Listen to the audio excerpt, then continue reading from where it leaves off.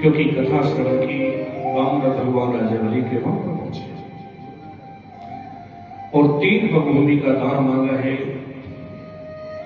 और 3 पग में, क्योंकि 2 पग में पूरे त्रिलोकी को नाप लिया कि पृथ्वी नापिक में और दूजे में आकाश, तीसरा पग यव किधर धरो सब सुर बहे निराश। एक पग में पूरी पृथ्वी को नाप लिया, दूसरा पग बढ़ाया, ब्रह्मलोक में पहुंचा है ब्रह्मा जी ने। क्योंकि शुभ समय जान करके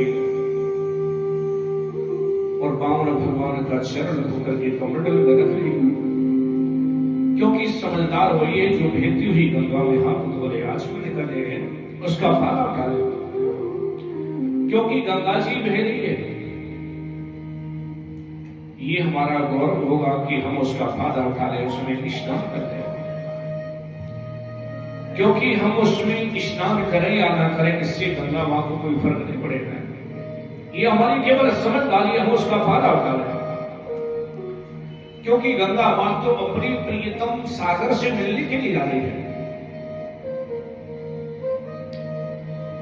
तो ब्रह्मा जी ने शरण धोकर के कमंडल में रख ली, उसी से गंगा जी की उत्पत्ति हुई।